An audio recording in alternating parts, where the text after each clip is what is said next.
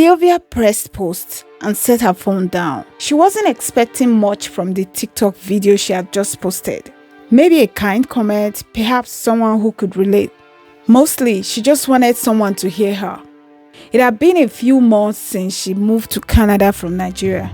She had work, she had school, but none of it filled the emptiness. That night, she turned on her camera. No filter, no makeup, just her.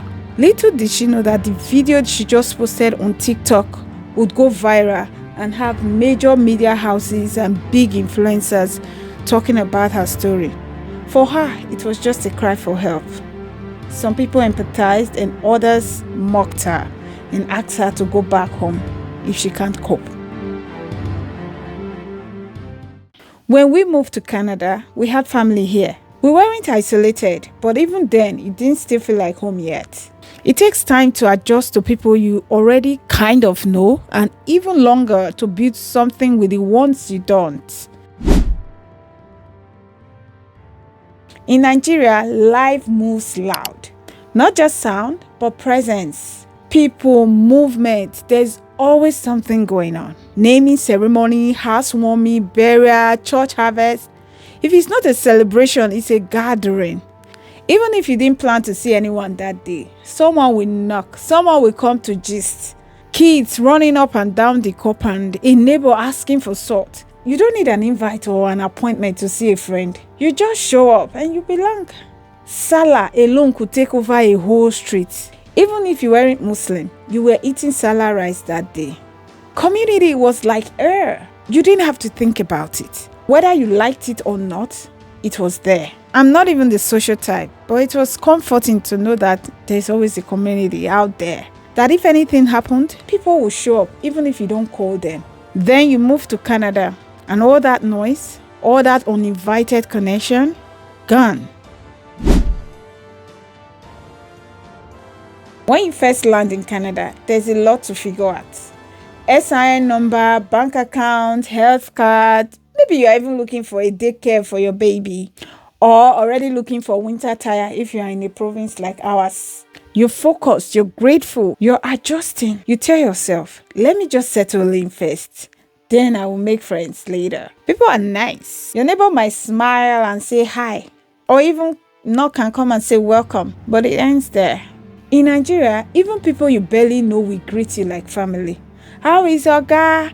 How are my children? That kind of greeting carries warmth and it wraps around you. Here, people smile. They nod. How are you? And just like that, they're gone. I've realized that even with people around, you can still feel lonely. Whether you're parenting or working or just trying to survive, this country won't hand you community.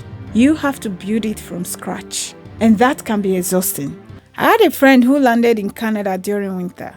She said she would go for days without seeing anybody except her landlord, who was a middle-aged man, divorced, and he smoked inside. So she wasn't overly fond of him or wanted to really talk to him.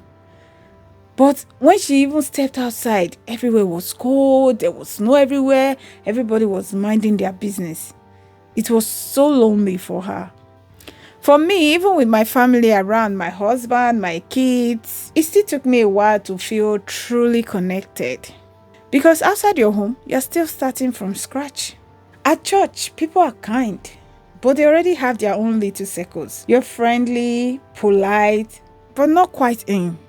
And you don't want to look like you are inserting yourself into people's circles. That feeling of belonging would be missing. For someone that craves social connection, that kind of loneliness hits them harder. If you saw the Netflix movie, The African Doctor, you remember that the wife, after they came to France, ran their phone bill up because she was calling her family back in Africa. And that's the same for some people here in Canada. They fall back on their relationships in Africa.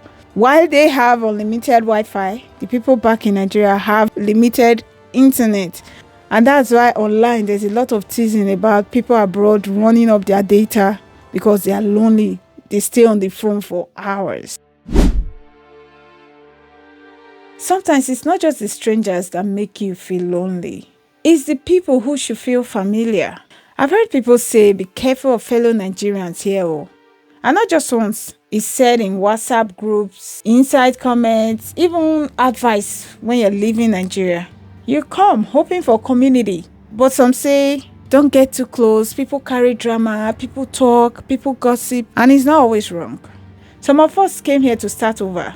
Fresh, quiet, drama-free.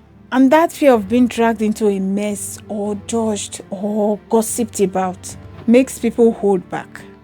I've met Nigerians who will only make friends with non-Africans because they are trying to avoid what they ran away from. But at the same time, what if that fear is the very thing holding us back from the thing we need the most? Canada lets you keep your culture. You can wear your traditional Nigerian clothes on special occasions and people would even want to snap with you. You can bring jollof and dodo to potluck and Canadians are open to trying it.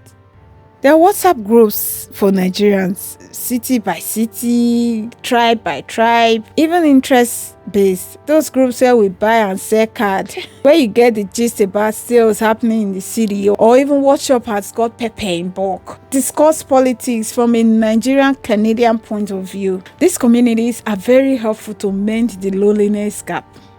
In summer, you see flyers for Yoruba Day, Edo Day, Igbo Day. Culture is celebrated loudly. But even with all that activity, it still takes intention to build real friendship. When we lean in with the right people, we find our people. As for Sylvia, it looks like she's found her way in Canada. A glance at her TikTok page shows she's immersed herself in new things, fitness, makeup, and other creative content. I truly hope she stays happy and fulfilled. I wish I could end this with a list. 5 ways to fix it, 3 tricks that worked for me. But that's not what this is. This isn't a guide. It's a mirror. Because sometimes what we need isn't advice. It's to hear someone say, yeah, me too. And the truth is, most people aren't looking to make new friends at this stage of their life. They're parenting, they're working, they're managing their own lives. Everyone's just trying to cope. That doesn't make them cold. It just makes them human. Some days you try and feel nothing. Other days, someone will surprise you. A small smile, a text. And maybe that's how connection begins here. Not through perfect friendships, but in brief moments of kindness that say, you're not alone. And for now, that's enough. Thank you for watching. Subscribe. Let's continue to build a community of empowered Nigerians at home and abroad. Bye.